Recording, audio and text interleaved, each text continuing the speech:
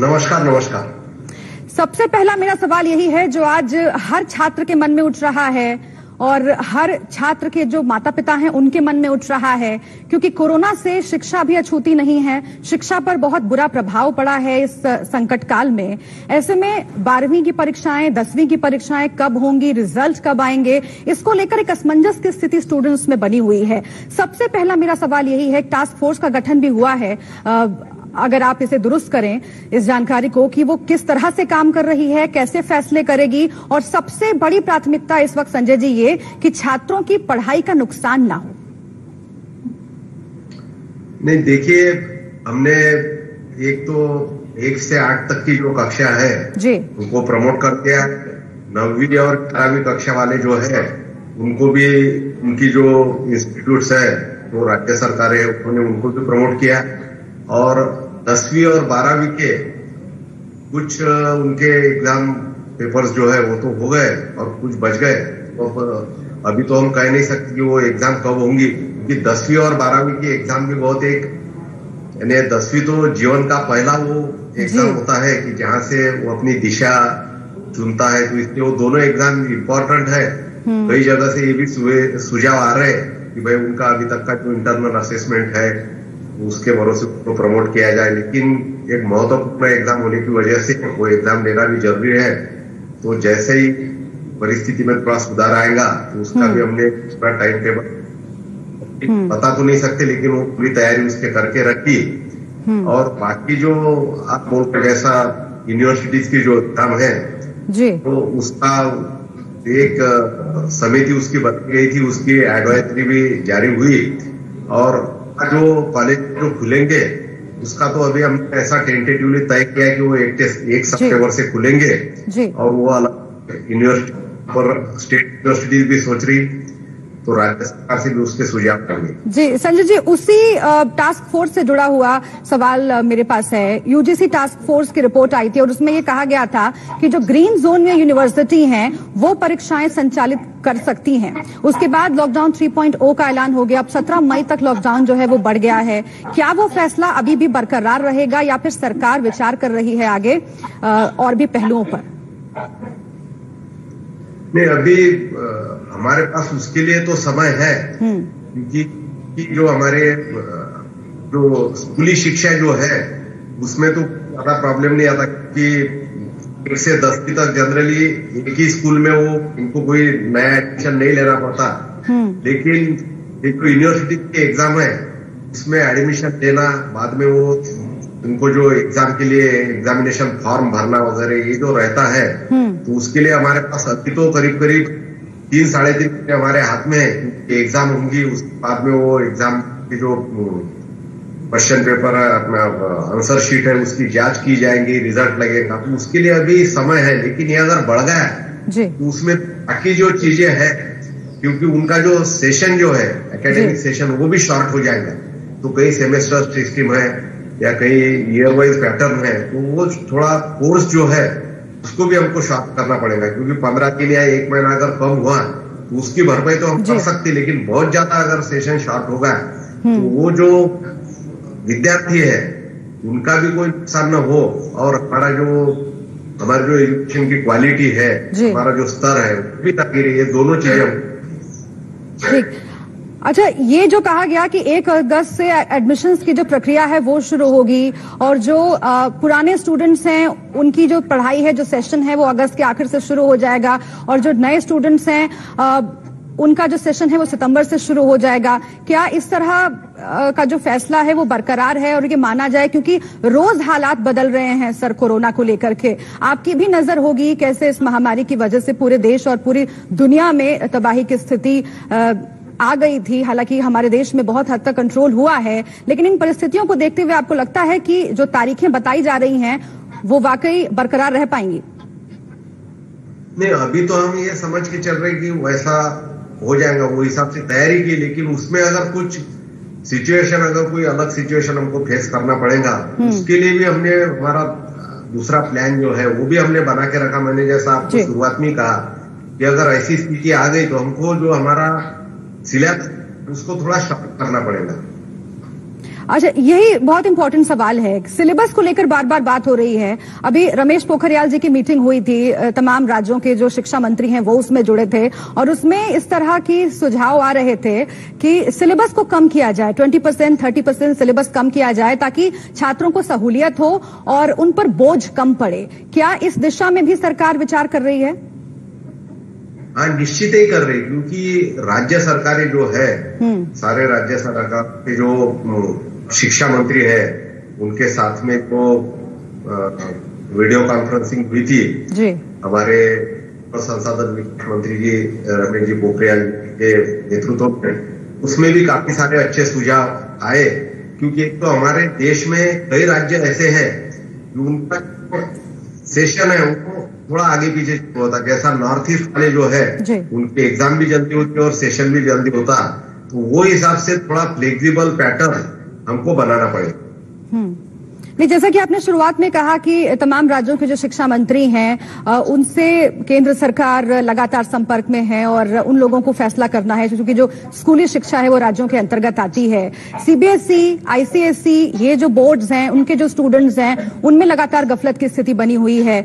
दो सवाल, क्या जो केंद्रीय बोर्ड हैं उनकी परीक्षाएं कब होगी, रिजल्ट कब आएंगे, क्या इस दिशा में कोई ठोस फैसला आगे हम जल्दी देख सकते हैं? और राज्य सरकारों के साथ किस तरीके की बातचीत हुई है, क्योंकि इंटरनल मार्किंग की बात हो रही थी और जो पिछला सेशन है, पिछला सेमेस्टर है, उसकी मार्किंग के आधार पर आगे प्रमोट करने की बात हो रही थी। क्या इन तमाम बातों पर कुछ फैसला हो पाया है सर, स्टूडेंट्स की जानकारी के लिए? हमने जो हमारे कई राज्य ऐसे हैं उनके माध्यमिक शिक्षा बोर्ड भी है, तो इसलिए राज्य सरकारों से भी हमने बात की, तो उसमें भी जो बहुत ही जो महत्वपूर्ण विषय है, कई जगह ऐसा भी चल रहा है कि जो बहुत महत्वपूर्ण विषय है उसकी तो एग्जाम लेना ही पड़ेगा। कुछ विषय जो है कि उसमें हम उनका जो पिछला रिकॉर्ड है वो देख के, उनका जो इंटरनल असेसमेंट है वो देख के मार्क्स दे जाए। तो ये अभी तक तो हमारे पास अभी तक वो समय नहीं आया है कि हमें ऐसा करना जरूरी है, लेकिन अगर वैसा समय आए तो वैसा निर्णय हमको लेना पड़ेगा। बिल्कुल। एक ये भी बात आ रही थी कि टेम्पररी तौर पर प्रमोट कर दिया जाए 10वीं के स्टूडेंट्स को 11वीं में।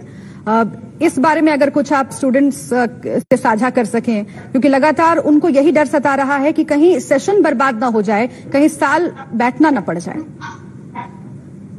नहीं, इसमें देखिए उनका शिक्षण बर्बाद नहीं होना चाहिए, लेकिन कई बार ऐसा होता कि वहां से एक नया मोड़ मिलता है, क्योंकि 10वीं के बाद ही वो उसको जो मार्क्स वगैरह मिलते हैं उससे वो तय करता कि उसकी आगे की शिक्षा जो है उसको छूटता। इसलिए एक बहुत बड़ा हमारे आगे एक चैलेंजिंग जॉब है जी। बिल्कुल।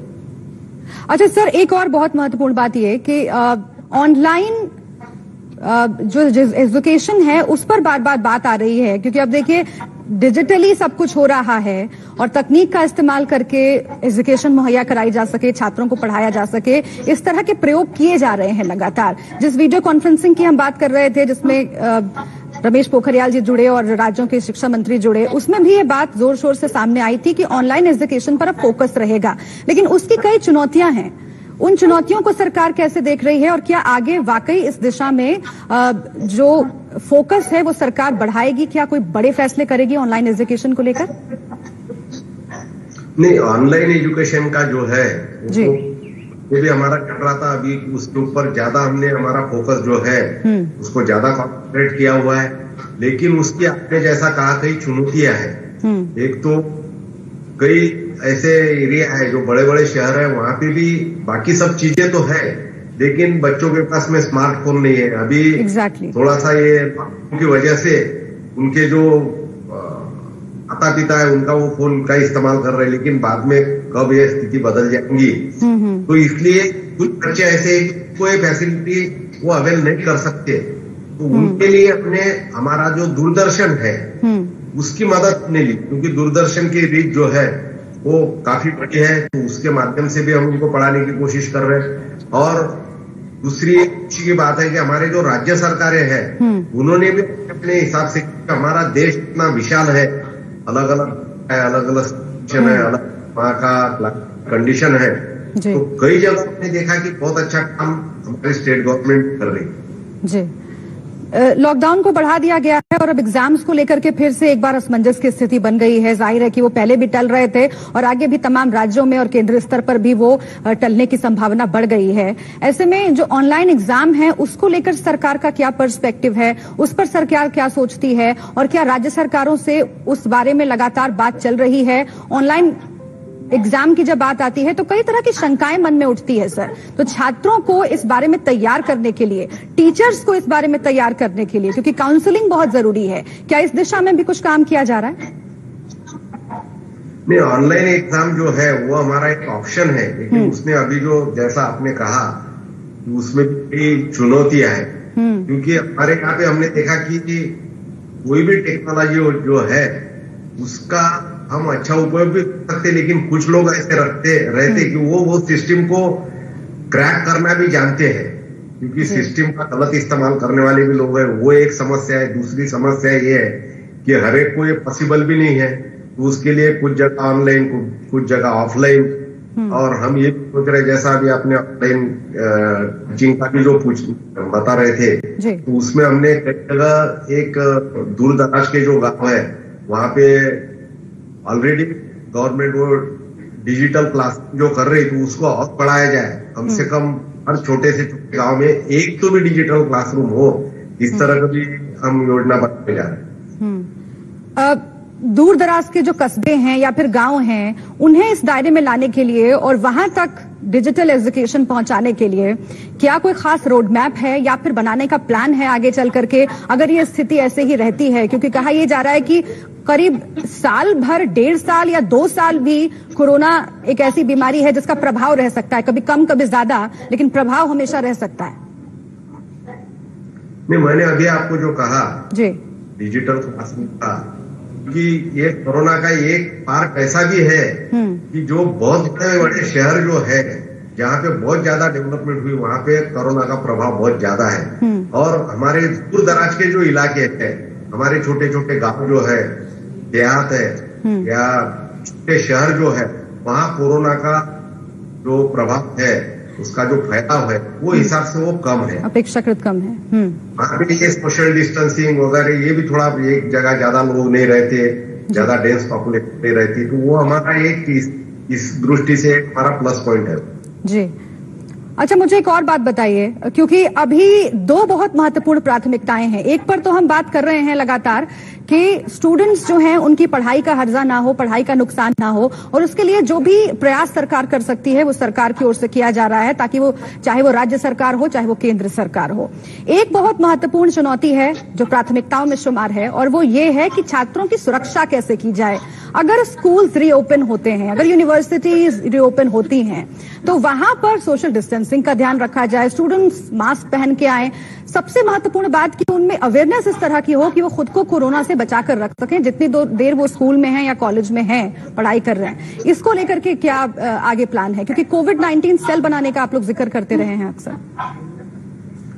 इसमें अभी देखिए, छात्रों का नुकसान न हो जी, बाद में सुरक्षा और उसी के साथ में गुणवत्ता, हाँ, ये तीनों चीजें जो है, ये तीनों चीजों का बैलेंस हमको बनाना पड़ेगा।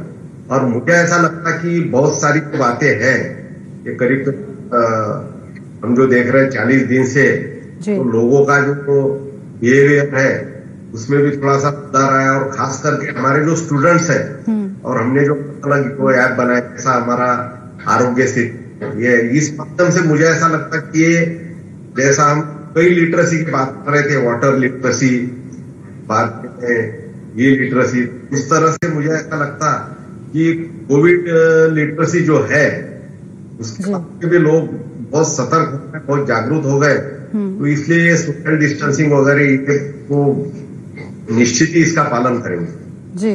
अच्छा, उच्च शिक्षा चूंकि केंद्र सरकार के दायरे में आती है और बहुत महत्वपूर्ण फैसले लेने की घड़ी भी है कोविड को देखते हुए, ऐसे में ये भी बात आ रही है कि जेईई हो या फिर नीट हो, इनके भी सिलेबस कम किए जा सकते हैं क्या इस पर भी इस दिशा में सरकार सोच रही है? क्या कुछ सुझाव आए हैं स्टूडेंट्स की तरफ से, एजुकेशन एक्सपर्ट्स की तरफ से, जिसके आधार पर आगे काम किया जाएगा?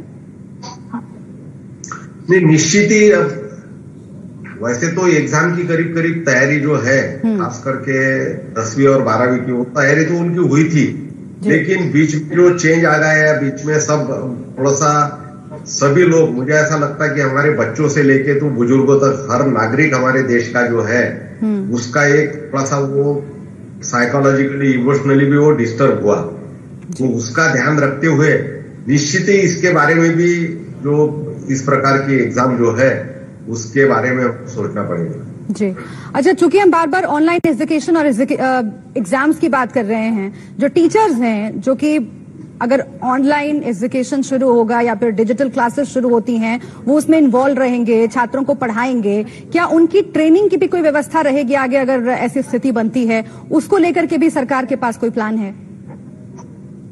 निश्चित ही हमको ये जो हम कर रहे हैं इसके लिए हमको संसाधन उपलब्ध करवाना ये भी हमारी जिम्मेदारी है, क्योंकि हम अगर शिक्षा का अधिकार जो है हमारा, हर एक को शिक्षा मिले और इस तरह के हमारे व्यवधान जो पैदा हुए उसमें से हमको कोई हाथ चुन रहे तो उसमें कोई भी वंचित न रहे, काम पूरा ध्यान रखें। राज्यों से क्या इस तरह की बात हुई है या फिर आगे कुछ बैठकों का दौर चलेगा सर? अगर उसकी जानकारी आप दे सकें, क्योंकि अलग अलग राज्यों में जो बोर्ड हैं शिक्षा को लेकर उनसे तमाम सवाल होते हैं स्टूडेंट्स के, लेकिन जब तक एक कनेक्शन की स्थिति नहीं बनेगी, जब तक सामंजस्य नहीं बनेगा केंद्र सरकार और राज्य सरकार के बीच में, क्योंकि अगर डिजिटल क्लासेस को बढ़ावा देना है, अगर डिजिटल एग्जामिनेशन होना है तो सबसे जरूरी यह है कि वो संसाधन उपलब्ध रहें। तकनीक के भी आप बहुत जानकार हैं, उन संसाधनों को उपलब्ध कराने के लिए क्या आगे राज्य सरकार के साथ किसी तरह की बैठक होगी या फिर कोई सामंजस्य बिठाने की कोशिश की जाएगी ताकि कदम से कदम मिलाकर चला जा सके? इसमें हमारे जो उपलब्ध संसाधन है जी उसका ज्यादा से ज्यादा सक्षमता से एफिशिएंटली यूज कैसा करे वह हमारा पहला ध्यान रहेगा। और इसमें सिर्फ हमारा मानव संसाधन विकास मंत्रालय नहीं तो दूसरा जो मंत्रालय है मैं उसका भी हमारा जो इलेक्ट्रॉनिक्स और इंफॉर्मेशन टेक्नोलॉजी मिनिस्ट्री जो है और कम्युनिकेशन, ये सारे जो मंत्रालय है इनका जो समन्वय है उससे हम ये पूरा ऑनलाइन एजुकेशन हम सारे बच्चों तक पहुंचा रहे हैं। और राज्य सरकारों के साथ सिर्फ आपने जो वीडियो कॉन्फ्रेंसिंग के आपने जो बात की उसे छोड़ के भी हम एक एक राज्य के साथ हम कांटेक्ट कर रहे हैं। हमारे वरिष्ठ मंत्री जो है निशंक जी, वो मैं खुद और हमारे जो सेक्रेटरी है वो भी सारे राज्य के चीफ सेक्रेटरी या एजुकेशन सेक्रेटरी है या IT सेक्रेटरी जो है उनके साथ उनकी लगातार बात हो रही, क्योंकि मैंने शुरुआत में तो कहा था कि हर स्टेट की सिचुएशन भी अलग अलग है जी। कोई एकदम ट्राइबल एरिया है, कुछ जगह कोस्टल एरिया है और क्लाइमेट चेंज भी जैसा कई जगह तो ऐसा रहता कि उनके दिसंबर में एग्जाम होती और उनके फरवरी में स्कूल भी शुरू हो जाते, तो ऐसे भी कुछ क्षेत्र हमारे हैं। तो ये सबका जो है समन्वय करके, और शुरू में भी कहा कि कई राज्य ऐसे हैं कि उन्होंने बहुत अच्छे सुझाव दिए, हर एक का हम एक डिजिटल प्लेटफॉर्म भी बनाने जा रहे हैं कि ये सबके जो सुझाव है, अब कोई राज्य अच्छा अगर एक आधा काम किया होगा तो राज्य जो है वो भी उसका फायदा लेंगे। ठीक ज्योति साहब, आपने एक बहुत महत्वपूर्ण बात कही और उसी से जुड़ा हुआ सवाल है मेरा। आपने कहा कि दूरदर्शन के माध्यम से भी पढ़ाया जा सके, इस पर भी सरकार विचार कर रही है और इस तरह के शोज बनाए जाएं या फिर ऑनलाइन ऐसे कोर्सेज चलाए जाएं, उसे ऑन एयर किया जाए दूरदर्शन के माध्यम से, इस पर भी विचार है। क्या आप देखते हैं कि आज जिस महामारी से हम जूझ रहे हैं, पूरा विश्व जूझ रहा है, क्या पढ़ाई के पैटर्न में, पूरी टेक्नोलॉजी में क्या एक बड़ा बदलाव यहां से आने वाला है? क्या हम दूसरे फेज में एंटर करने वाले हैं? क्या हम कई कदम आगे बढ़ने वाले हैं? और क्या इसको लेकर सरकार उम्मीद देखती है? क्योंकि कई बार ऐसा होता है कि जो संकट की घड़ी होती है उससे कई उम्मीद भी निकलती है, कई नए रास्ते खुलते भी हैं। तो क्या आप इसे ऐसे देख रहे हैं? क्या किसी ऑनलाइन ऐप को लॉन्च करने का भी सरकार का प्लान है जिसके जरिए बच्चों को पढ़ाया जा सके? नहीं, अभी जो संकट जी या जो जरूरत कोई हमारे शोध की या कोई नए पहल की, नवाचार की वो जननी है। कोई भी जब संकट आता, सब कुछ अगर हम जैसा सोचते वैसा होते रहा तो मुझे ऐसा लगता है कि हमें कोई ज्यादा सुधार नहीं आएंगे। लेकिन एक संकट आया, मुझे ऐसा लगता है कि इसमें से कई अच्छी चीजें, क्योंकि समस्या जो होती है उसमें से समाधान भी निकलता है।